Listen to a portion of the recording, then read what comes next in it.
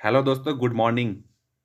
5000 अति महत्वपूर्ण प्रश्नों के क्लास 10 में मैं आप सभी का वेलकम करता हूं, नीलेश। चलिए अब शुरू करते हैं आज का क्लास। आज का पहला प्रश्न है, किस स्थान के निकट प्रसिद्ध कलिंग युद्ध लड़ा गया था? Option A Udayagiri, option B Dholi, option C Balasore, option D Barabanki. Kalinga युद्ध का संबंध किस स्थान से है? यह कहाँ पे लड़ा गया था? कलिंग युद्ध का जो साक्ष्य है वो अशोक के 13वें शिलालेख में मिलते हैं और यह जो है उड़ीसा के धौली स्थान पे लड़ा गया था।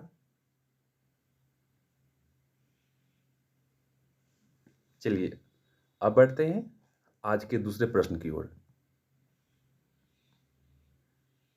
आज का दूसरा प्रश्न है, महाबलेश्वर कहाँ अवस्थित है? ऑप्शन ए है गुजरात, ऑप्शन बी है महाराष्ट्र, ऑप्शन सी है हिमाचल प्रदेश, ऑप्शन डी है मध्य प्रदेश। महाबलेश्वर कहाँ अवस्थित है? महाबलेश्वर महाराष्ट्र में अवस्थित है। महाबलेश्वर महाराष्ट्र का सुंदर पहाड़ी नगर है। यहाँ झील तथा सुंदर बाग है। यह पुणे से 120 किलोमीटर दूर है और यह एक पर्यटक स्थल है, टूरिस्ट पैलेस है। चलिए अब बढ़ते हैं आज के तीसरे प्रश्न की तरफ।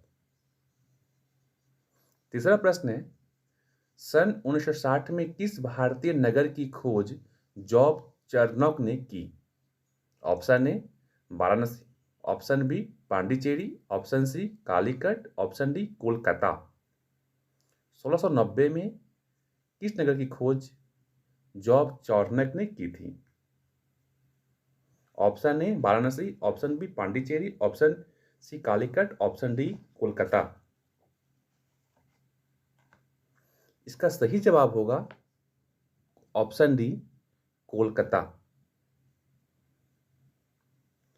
1690 में जॉब चार्नोक ने कोलकाता नगर की स्थापना की। सर्वप्रथम कंपनी ने सूता नदी, कलिकाता एवं गोविंदपुर की जमींदारी प्राप्त की और इन्हीं तीनों को मिलाकर के जॉब चार्नोक ने कोलकाता नगर की स्थापना कलकत्ता के नाम से किया था। होता क्या है ना, किसी भी नगर की खोज का मतलब ये नहीं होता है कि उसको हम कहीं से नए तरीके से मतलब नए जगह से लाके बसाते हैं। वो जगह रहती है, उसको मतलब हम एक नए सिरे से बसाते हैं। अब देखेंगे आज का चौथा प्रश्न, अति महत्वपूर्ण प्रश्न है। गांधी जी किस कृषक आंदोलन से संबंधित थे? Option A Champaran, option B Bardoli, option C Kheda, option D A एवं सी।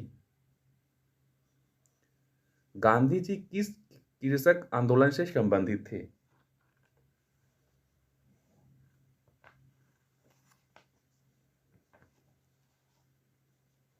इसका सही जवाब होगा चंपारण एवं खेड़ा, यानी कि ऑप्शन ए एवं सी। बारदौली से संबंध था सरदार वल्लभ भाई पटेल जी का। सरदार पटेल वो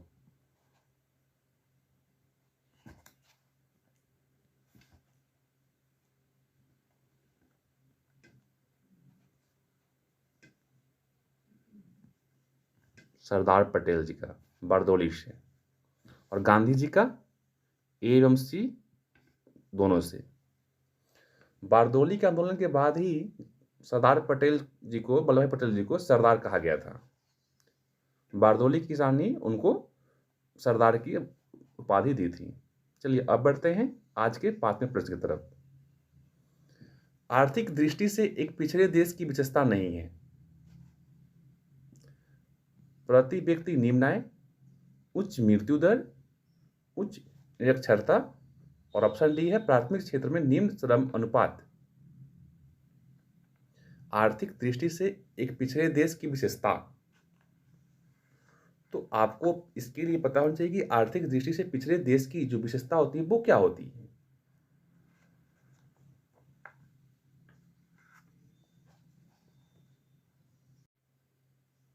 चलिए आज का 5वां प्रश्न है, आर्थिक दृष्टि से एक पिछड़े देश की विशेषता नहीं है।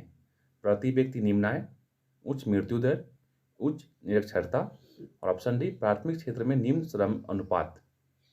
आर्थिक दृष्टि से एक पिछड़े देश की विशेषता नहीं है।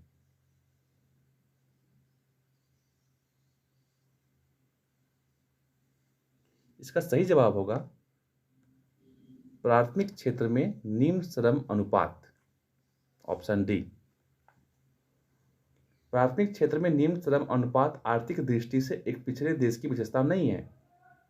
आर्थिक दृष्टि से पिछड़े देश को विकासशील देश भी कहते हैं। तो आर्थिक दृष्टि से पिछड़े देश को ही विकासशील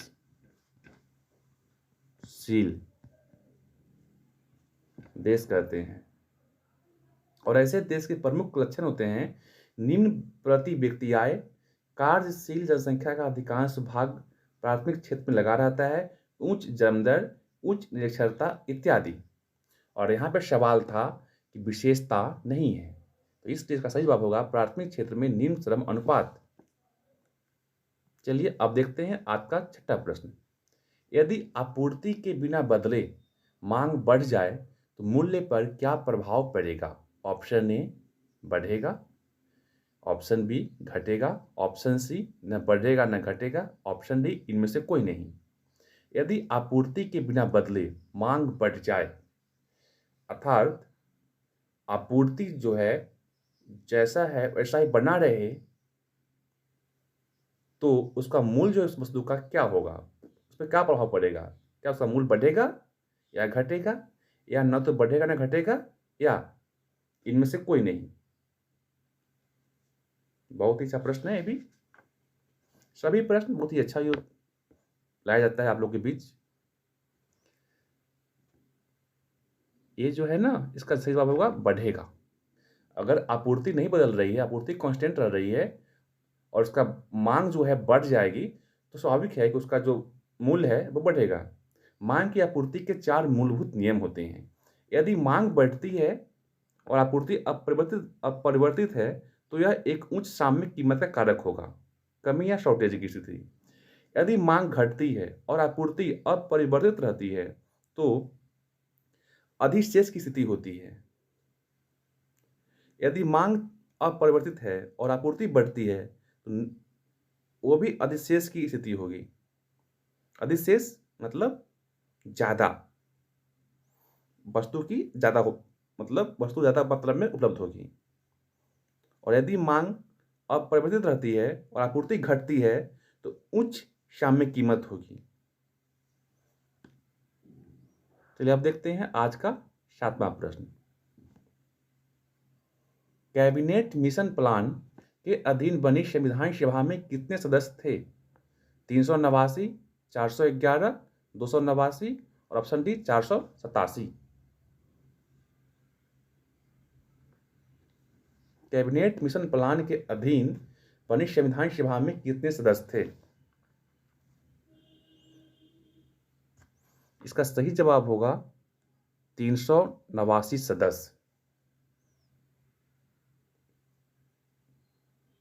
कैबिनेट मिशन की सिफारिश के अनुसार जुलाई 1946 में भारतीय संविधान सभा के लिए चुनाव हुए थे।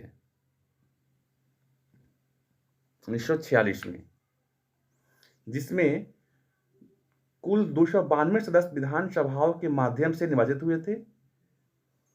292 विधानसभा के माध्यम से और 93 सदस्य ने भारतीय शाही रियासतों का प्रतिनिधित्व किया था और 4 सदस्य ने मुख्य आयुक्त प्रांतों का प्रतिनिधित्व किया था। तो इस तरह से कुल 389 सदस्य होते हैं।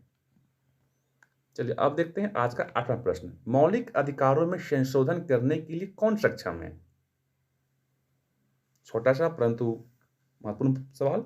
इसका ऑप्शन ए है राष्ट्रपति, ऑप्शन बी है लोकसभा, ऑप्शन सी है सर्वोच्च न्यायालय, ऑप्शन डी है संसद।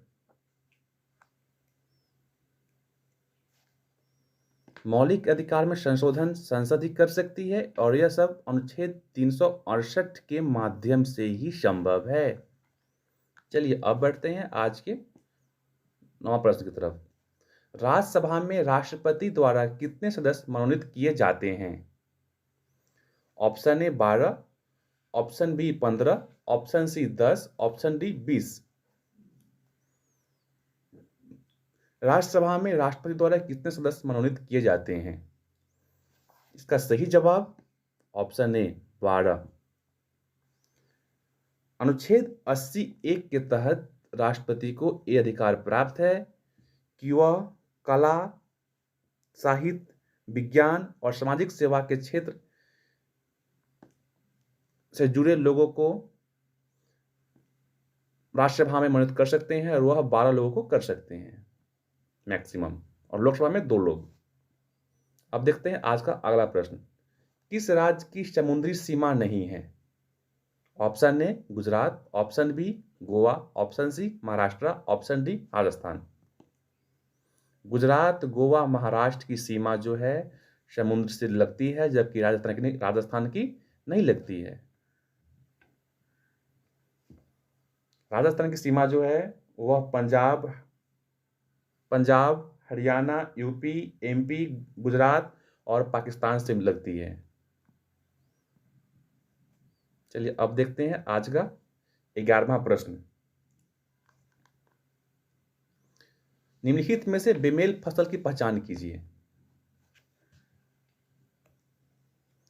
Option A ragi, option B jowar, option C धान, ऑप्शन डी बाजरा। बेमेल फसल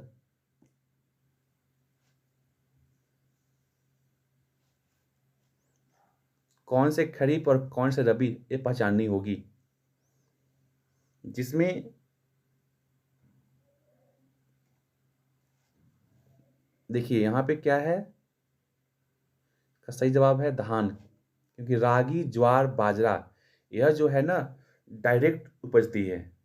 इसको एक बार हम खेतों में डाल दिए तो उससे रागी, ज्वार, बाजरा तैयार हो जाती है। लेकिन धान को जो क्या है, उसको हम एक जगह उसका पौधा नर्सरी में तैयार करते हैं, मतलब एक अन्य खेत में, और फिर उसे कहीं और प्लांट करते हैं।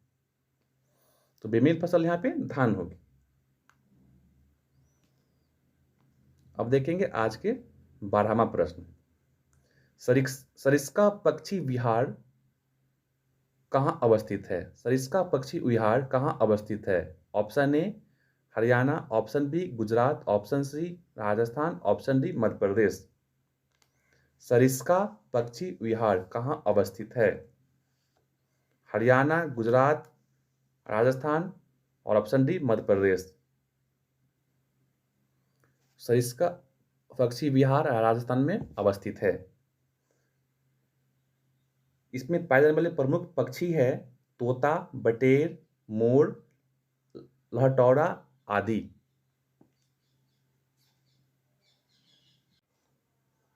चलिए अब बढ़ते हैं आज के 13वें प्रश्न की तरफ। ग्रह सूर्य के चारों ओर घूमते हैं, इसका कारण है? ऑप्शन ए चुंबकीय बल, ऑप्शन बी स्थिर वैद्युत बल, ऑप्शन सी गुरुत्वाकर्षण बल और ऑप्शन डी विद्युत चुंबकीय बल। ग्रह सूर्य के चारों ओर घूमते हैं, इसका क्या कारण है?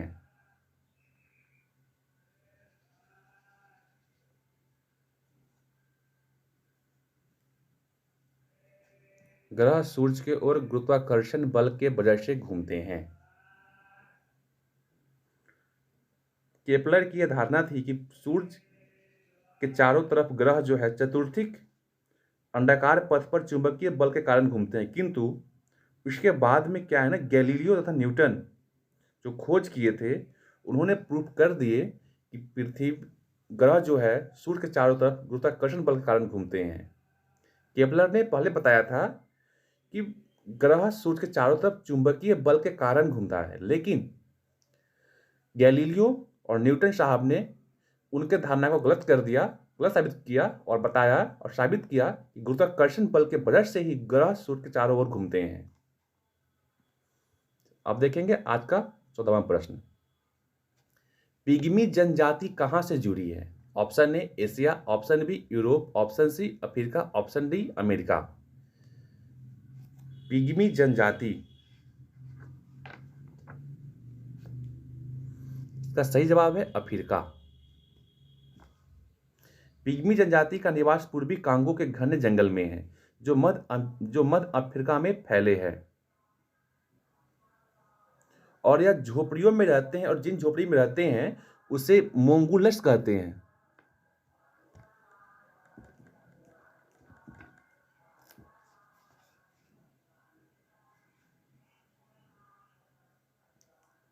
तो पिग्मी जनजाति अफ्रीका की है, और वह जिन झोपड़ियों में रहते हैं उसे मोंगुलस कहते हैं। चलिए दोस्तों, अब देखते हैं आज का प्रश्न संख्या 15। कार्य करने में मानव शरीर द्वारा प्रयुक्त ऊर्जा होती है। ऑप्शन ए स्थितिज ऊर्जा, ऑप्शन ए है स्थितिज ऊर्जा, ऑप्शन बी विद्युत ऊर्जा, ऑप्शन सी रासायनिक ऊर्जा, ऑप्शन डी नाभिकीय ऊर्जा। कार्य करने में मानव शरीर द्वारा प्रयुक्त ऊर्जा, इसका सही जवाब है रासायनिक ऊर्जा। मानव शरीर द्वारा कार्य करने हेतु प्रयुक्त ऊर्जा रासायनिक ऊर्जा होती है, जो कार्बोहाइड्रेट,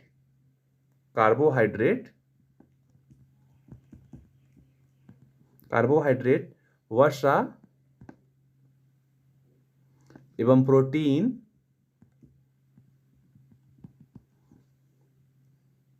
के द्वारा प्राप्त होती है। प्रति इकाई ऊर्जा की मात्रा सबसे अधिक वसा द्वारा प्राप्त होती है, जबकि शरीर के लिए सबसे अधिक ऊर्जा भोज्य पदार्थ में उपस्थित कार्बोहाइड्रेट द्वारा प्राप्त होती है। तो भोज्य पदार्थ से सबसे अधिक मिलती है क्या? कार्बोहाइड्रेट। लेकिन प्रति इकाई ऊर्जा की मात्रा की बात करें तो वह वसा द्वारा प्राप्त होती है। अब देखते हैं आज का अगला प्रश्न। वायु दबाव बनाती है केवल नीचे की ओर, केवल ऊपर की ओर, या सभी दिशाओं में? और ऑप्शन डी है यह दबाव नहीं बनाती है। ये तो गलत है, साफ दिख रही है। अब बचा 3 ऑप्शन मात्र। वायु दबाव बनाती है, इसका सही जवाब सभी दिशाओं में। वायु जो है वह सभी दिशाओं में दबाव बनाती है। अब देखेंगे आज का अगला प्रश्न संख्या 17। परिपथ का शक्ति गुणांक परिपथ में किसको सम्मिलित करने पर उन्नत किया जा सकता है? परिपथ का शक्ति गुणांक परिपथ में किसको सम्मिलित करने पर उन्नत किया जा सकता है? ऑप्शन ए संधारित्र, ऑप्शन बी प्रतिरोधक, ऑप्शन सी प्रेरक, और ऑप्शन डी में से कोई नहीं। इसका सही जवाब है संधारित्र। विद्युत परिपथ का शक्ति गुणांक संधारित्र को सम्मिलित करने पर उन्नत किया जा सकता है। संधारित्र का प्रयोग विद्युत आवेश को संचित करने के लिए ही करते हैं। अब देखेंगे आज का अगला प्रश्न संख्या 18।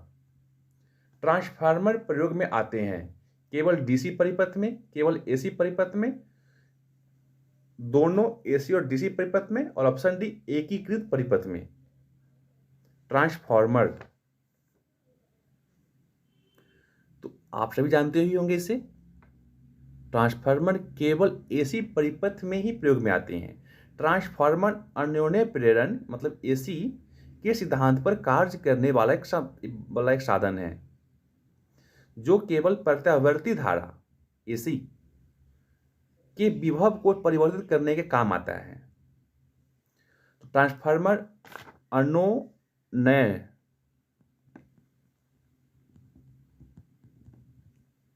प्रेरण के सिद्धांत पर कार्य करता है, और यह केवल इसी परिपथ में ही प्रयोग में आते हैं,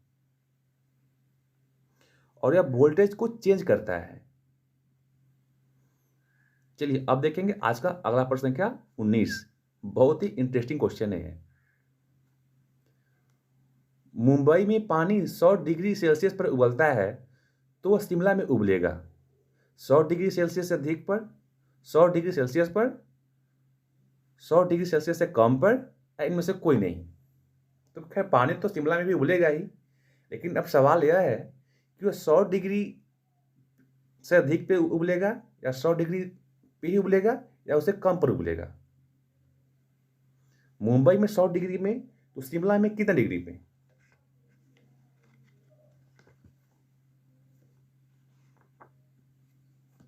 देखिए यहाँ पे सवाल जो थोड़ा सा भौगोलिक कारण से भी जुड़ा हुआ है।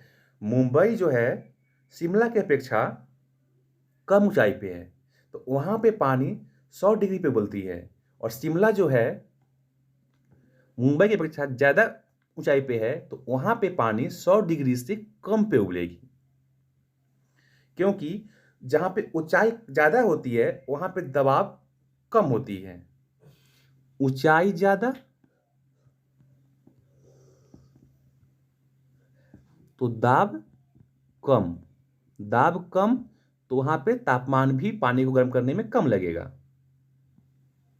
चलिए अब देखेंगे अगला प्रश्न संख्या 20। वह बल जो परमाणु के भीतर न्यूट्रॉन द्वारा प्रोटॉन पे आरोपित होता है कहलाता है। स्थिर वैद्युत बल, टाइडल बल, नाभिकीय बल और गुरुत्वीय बल। यहाँ पे ए बी सुपरफ्लश एक्स्ट्रा आ गया है। वह बल जो परमाणु के भीतर न्यूट्रॉन द्वारा प्रोटॉन पे आरोपित होता है कहलाता है। ऑप्शन ए स्थिर वैद्युत बल, ऑप्शन बी टाइडल बल, ऑप्शन सी नाभिकीय बल, ऑप्शन डी गुरुत्वीय बल। न्यूट्रॉन द्वारा प्रोटॉन पे आरोपित बल कौन सा होगा? आप सभी से जवाब अपेक्षित है। इसका सही जवाब है ऑप्शन सी नाभिकीय बल। न्यूट्रॉन जो कि एक उदासीन कण होता है, धनावेशित कण प्रोटॉन के साथ परमाणु नाभिक में उपस्थित होते हैं, और यह कण एक दूसरे से नाभिकीय बल द्वारा बंधे रहते हैं। नाभिकीय बल नाभिक में उपस्थित कणों के बीच सदैव कार्यशील रहता है। अब देखेंगे आज का अगला प्रश्न संख्या 21। धातु में एक मुक्त इलेक्ट्रॉन के पथ का आकार होता है वर्गाकार, या वो स्ट्रेट लाइन में जाती है, या वक्राकार मतलब पैराबोलिक, और या ऑप्शन डी वृत्ताकार। धातु में एक मुक्त इलेक्ट्रॉन का पथ का आकार कैसा होता है? इसका जो आकार होता है ना, उसके पथ का वक्राकार होता है, मतलब पैराबोलिक। पैराबोलिक। चलिए अब देखेंगे आज का अगला प्रश्न संख्या 22। हाइड्रोफोबिया बीमारी होती है खसरा, क्षय रोग, मलेरिया या रेबीज।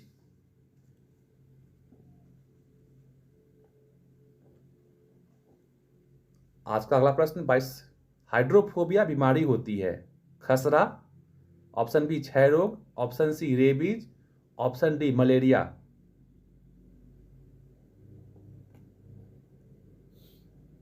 हाइड्रोफोबिया बीमारी रेबीज। हाइड्रोफोबिया पागल कुत्ते के काटने से होता है। कुत्ते के रेबीज मनुष्य को पागल बना देता है और उसकी मृत्यु हो जाती है।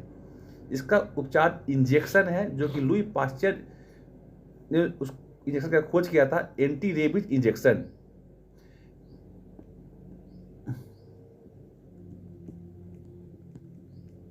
एंटी रेबीज इंजेक्शन से इसका इलाज होता है, और इसकी जो खोज है वो लुई पास्चर ने किए थे। पागल कुत्ते के काटने से हाइड्रोफोबिया होती है, जिसमें मनुष्य पागल होकर के उनकी मतलब वो मर जाते हैं। कब? जब उसे समय पे एंटी रेबीज इंजेक्शन नहीं दी जाती है। चलिए अब देखेंगे आज का अगला प्रश्न संख्या 23। निम्नलिखित पादप अंगों में से कौन सा अंग श्वसन अंग है? ऑप्शन ए फूल, ऑप्शन बी पत्ती, ऑप्शन सी जड़, ऑप्शन डी इनमें से कोई नहीं। बहुत ही आसान प्रश्न है ये, लेकिन महत्वपूर्ण है। पादप का श्वसन अंग कौन सा है? तो पत्ती। पादप जो है अपने पत्ती में से ही श्वसन वो लेते हैं। पत्तियां दिन में कार्बन डाइऑक्साइड लेकर के ऑक्सीजन गैस छोड़ती है एवं प्रकाश संश्लेषण की क्रिया द्वारा कार्बोहाइड्रेट का निर्माण करती है। तो एक और यहाँ पे क्या मिला जवाब कि पौधे जो है, पादप जो है, वह प्रकाश संश्लेषण क्रिया के पश्चात कार्बोहाइड्रेट का निर्माण करते हैं।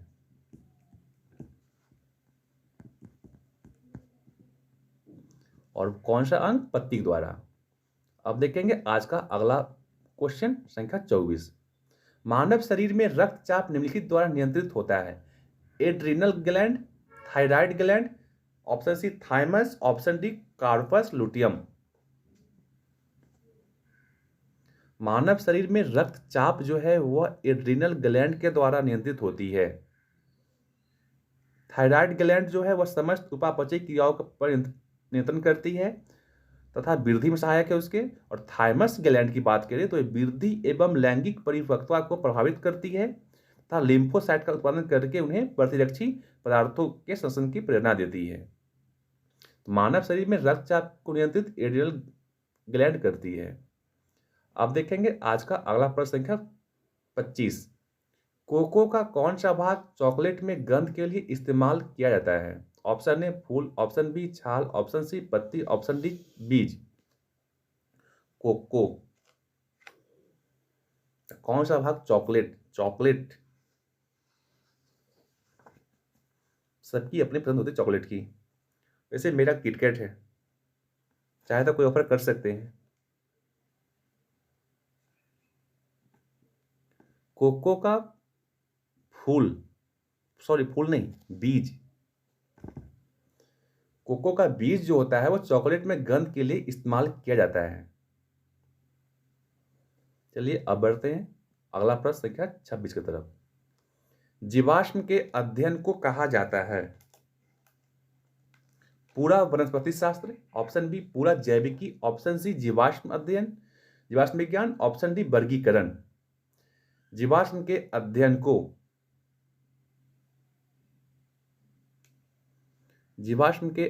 को जीवाश्म विज्ञान ही कहते हैं।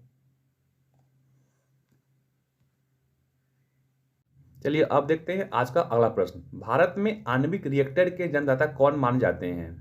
Option A Satish Dhawan, option B Homi Jehangir Bhabha, option C APJ Abdul Kalam, option D CV Raman. Bharat में आणविक रिएक्टर के जन्मदाता किसे माना जाता है, किन्हें माना जाता है?